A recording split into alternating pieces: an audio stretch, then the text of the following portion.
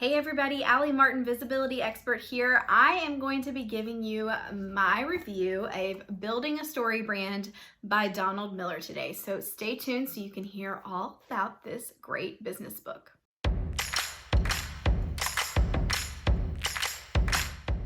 So I don't know about you, but I've actually been following Donald Miller as an author for many years. He was a Christian author previous to writing business and marketing books. And so I've actually purchased his books for many years. And I was really intrigued when he made this shift and switch to marketing and business author and teacher.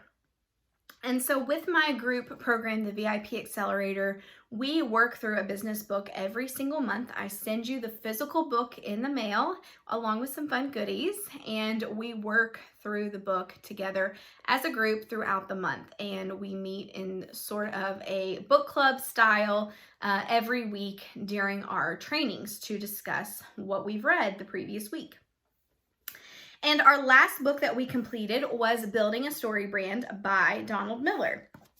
And I have read some of his other business and marketing books and found it to be just so clear cut. His writing style is just, there's no fluff. There's nothing you have to really struggle with to get by. I do have my MBA, but you definitely don't have to have an MBA to read through any of his books, which I say that as a compliment because he just really gets down to the basics and gives you the facts of what you need and makes it very easy to understand and gives a ton of great examples. The examples are probably one of my favorite part because it really just kind of brings it to life for me. Whereas there's definitely some other books out there that, while very meaty, take a little bit to get through and are a struggle sometimes to understand and comprehend the tactic that they're trying to share with you. But I've marked 4 sections in this book that I want to read from directly, just to kind of give you a taste of what this book is like if you were to read it. I will say it is a very easy read. Let's see, there is 228 pages, so not at all difficult to get through. And he breaks it down by very small sections. So I also find that to be enjoyable to kind of help get through content and not feel like it just drags on and on and on. So the very first section I highlighted is on page 47. And he writes, when we identify something our customer wants and communicate it simply, the story we are inviting them into is given definition and direction. Which is interesting because I think Donald does exactly that. He creates what we want and communicates it very simply. And so he goes on to give some examples. So he said, like a financial advisor would say, a plan for your retirement. A college alumni association would say, leave a meaningful legacy. So he's referring to these phrases that give us clarity on what you do within that one phrase. So a fine dining establishment would say, a meal everyone will remember. A real estate agent may say, the home you've dreamed about. The bookstore would say, a story to get lost in, and a breakfast bar would say, a healthy start to your day. So what are these things that we want to achieve? What are these desires that we have, and how can we integrate them into our marketing so that people read that and go, yes, I have always wanted a healthy start to my day, so I'm going to go there. Oh, I just have this desire to just get lost in a book. I'm going to that bookstore. It kind of eliminates all of our competitors. It eliminates all the other choices out there. We lock our focus in on that business. So I just think that's really cool. I really just find that one phrase can be, and really this is towards the beginning of the book, but through several of the places where Donald shares that we need to be implementing a call to action or a phrase above the fold on our website, that phrase that we develop can make it powerful in all of those places. And it's just something like once you write it once and you nail it, you can repurpose that everywhere. And that makes you very consistent to your audience. They start to read that phrase on social media, on your website, in your print piece, on your ads, and then they start to understand exactly who you are, and they go, yeah, she's consistent, she's on point, I trust her, because what they're seeing is across the board the same. So the next section I am going to read is on page 81. And this is really about how you demonstrate authority, which as a visibility expert, that is something I'm really passionate about with my customers and my clients, is making sure that they can establish that authority. They can become that leader in their industry. And there are 4 ways that Donald shares are the right amount of authority to add to our marketing. He shares testimonials are a great place to allow the others to do the talking for you. Let other people talk about how great you are. I could tell everyone on this video today, I'm so great, right? And you would go, I don't know, are you? But if I had somebody else come into this and say, actually, I really loved working with Allie, you all will love working with her too, you would trust that a little bit more. The second one is statistics. I really love using statistics, and I even use this with my college students when I'm talking with them about their resume and what they can share when they're in job interviews. Finding a stat that they increased social media engagement by 200% for a client they worked on. They grew the following count by 75% over the last month. What are those stats that help tell your story and allow others to go, yeah, I want those results as well? The third one is awards. This is a huge one that we can work really hard. We can fill out a ton of applications to achieve these awards, and then we go, but I'm not going to tell anybody. We have something like this happen, and then we don't tell a soul. I mean, it's wild to me. Also, I think about awards in similar fashion that I think about with media opportunities. So we work really hard to pitch ourselves to get that podcast interview. We do the podcast interview, we nail it. It comes out a couple weeks later, and then we don't want to share it in our emails or on our social media. Why? Because it feels like bragging, but that is what is required in order for others to see us in that authority light. So share those awards when you get them. Make sure you are shouting it from the rooftop. And then finally, logos, what I had just mentioned. He's referring to logos of other businesses that you've worked with. I also like to think about this in terms of media opportunities. Everybody wants that media banner on their website of as seen on NBC, ABC, Fox, CBS, all the different outlets. They want those logos on their website. And just agree with me on this. I'm sure you will. If you are visiting a website and you scroll and you see that banner, doesn't it give that person a little bit more validity, a little bit more credibility? Because you go, oh, wow. Oh, they've been in the New York Times. Well, they must know what they're talking about. So I think that's, 4 really key points to keep in mind when you want to help tell that story of your authority without really having to say it yourself. Allow the testimonials, the statistics, the awards, and the logos to speak for you. The third section that I want to share is on page 118, and this line that I have noted, Donald says, successful brands, like successful leaders, make it clear what life will look like if somebody engages their products or services. So this idea that we have to make it crystal clear to our clients and customers of what the step-by-step process looks like to work with us. This was such a big aha moment when we talked about this in the VIP Accelerator group. This idea of, we say like all day long, like work with me, work with me, work with me. But if we take a step back and we can say, this is what it would look like to work with me. We'll set up a consultation call. We'll talk about what your goals are. I'll send you over a proposal. You'll take a look at that. You'll accept it. And then we set up an onboarding call. From the onboarding call, I dive deep into your one-on-one strategy. I'll send that over to you. We'll have our next call, and then from there, I run with it, and I can either do your social media or I can do your public relations, and we will have monthly check-in calls to make sure we are all on track. That's truly what it looks like to work with me.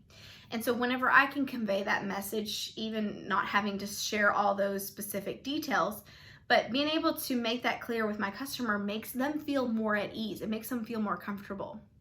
What I really like doing when I'm working with a brick and mortar on their social media is I like to show what the building looks like from the outside. I like to show what the space looks like inside. And I like to do like a walkthrough with a video. I'm not a nervous person. I'm not somebody that is uncomfortable or gets anxiety thinking about going to new places. However, I know in the back of my mind, I go, wonder what the parking situation's like. Wonder what it looks like inside. Like, I just start to think through those questions. And anytime we can come ahead of those questions and we can answer them for our customers, it puts their mind at ease, particularly if they are people that have anxiety or they get just a little anxious thinking about something that they've never experienced, going somewhere that they've never been. So this idea that we can show them what the outside of the building looks like, they will already have seen what's inside, so then when they get there, it feels familiar. It feels like not a new scary thing that they're doing. And some of you watching this may think that's silly if you don't get that anxiety, but it is very real. And anytime we can get ahead of those concerns and answer those questions that our customers are going to ask, will truly help their experience throughout. And I think that backs up what Donald is saying here by saying make it clear what their life will look like. But he's also making the point of what their results will look like. So if we save our customers time, we need to make sure that's very clear to them, because somebody that is running a mile a minute may not have time to stop and listen to our marketing. But if we can say, we're going to save you 20 hours this month, they'll say, wait, what? Okay, I could use 20 hours back in my time.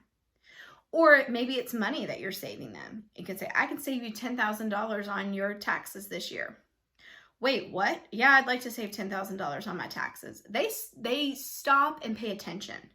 If they are truly your audience and they're your target demographic and you're speaking their language, it will make them perk up. So this idea of walking them through the process of what it looks like to work with us, but then also making it very clear what life will look like after they have worked with us, what their results will be. So finally, the last section I want to share is on page 136, where Donald writes, once we know who our customers want to be, we will have language to use in emails, blog posts, and all manner of marketing materials. There is this idea that, and I said this a lot in the VIP Accelerator program, of know your customers. Who are your customers? And that was one of the very first lessons we talked through, is like build your customer avatar. And I think this is an exercise everybody wants to gloss over. And I certainly did the very first time I was approached with this exercise. But everybody just is like, either A, I don't know who my customer is. I don't know. I've worked with everybody and anybody. Or B, my customer is everybody. And I definitely feel like I understand both of those mentalities. But this idea of us getting very specific with who we want to work with. So it doesn't necessarily have to mean I know this demographic is the main demographic that works with me. Maybe you want to work with this demographic over here. So you need to start speaking their language, talking, using the phrases that they're using when they're talking about the frustrations that they have in their life and their business. So what are those things that we can pull out that will help us achieve those goals? And really this idea of we have to get to know our customers in order to do that. In order for us to know what those phrases are, we have to know them. So in order for us to know them, we have to know who they are so that we can connect with them. So this is something I really like whenever people are doing the question boxes on social media, particularly Instagram stories. and you will see people drop in their suggestions or their questions. And this is a really great way to get a pulse on what people care about and what people are curious about. I really like doing this after a speaking event, and I'll open it up for questions. I'll get a couple of questions during that part, but then I like to stay after and meet with the audience as well. And people will come up, and it's funny, they won't want to ask that question in front of people, but then I'll get 3 of the same question one-on-one. And I'll think, if one of you had just asked this out loud, it would have answered everybody's question, but nobody wants to do that. They want to talk to you one-on-one.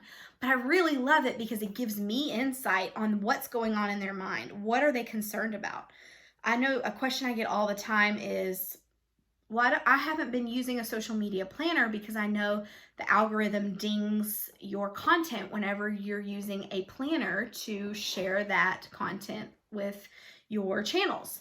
And there's definitely some truth to that if you're using a platform that is not an approved partner to Facebook and Instagram or whatever platform you are posting to.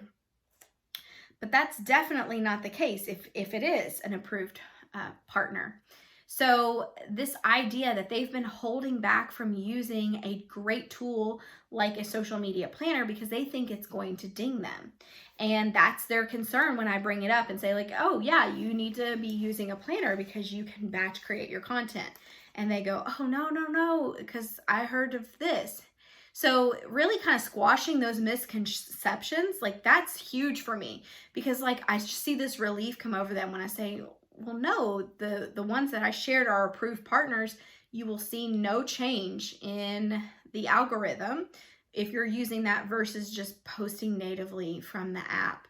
And that's really fun to see. And I want to do that more. So having those interactions either on social media, either in person, but also doing surveys. They are definitely something that a lot of people still do. You should still be doing them. You may not get a large return rate, so do something, add some type of incentive that allows you to get a bigger return rate on those, so you can get a larger sample size. But another great way for you to just hear those words directly of what people are struggling with, what they're looking for, and being able to use that exact phrase in your marketing. So I hope by me sharing those 4 sections, it kind of gives you a better picture of what Building a Story Brand by Donald Miller is like. And I would encourage you to read this book. It's very easy to read, and it will give you a ton of information on clarifying your message so that customers will listen. And before you go, because you stuck around to the end, I want to share with you, I'm giving away 2 of my favorite books in business just because. So I mentioned Building a Story Brand is easy to read. One book that maybe is not so easy to read is Influence, but it is by far my favorite business book so far. So if you want to enter in to win this book, Influence, and it's pretty thick, it's lengthy, I will send it directly to you along with Russell Brunson's The Funnel Hackers Cookbook. This is my favorite resource whenever you are planning out funnels, because he has truly, it is a cookbook because he has all the recipes laid out for you.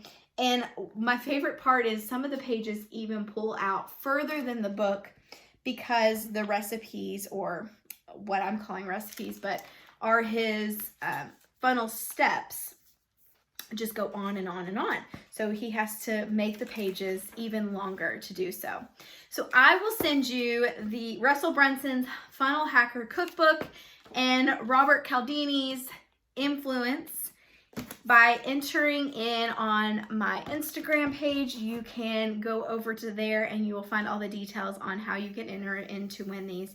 Just something fun. I just wanted to pull out some of my favorite business books and be able to share with you all as we go into this second half of 2022 and being able to reach our goals that we set at the beginning of the year. So If this is helpful to you, make sure you subscribe so that I can be in your ear as soon as I drop the next episode. And let me know in the comments if you're watching on YouTube, or by sending me a DM on Instagram if you're listening to the podcast, what you think. Are you going to read Building a Story Brand by Donald Miller, or do you have any other book suggestions for me? That's all for now. Talk to you soon. Bye.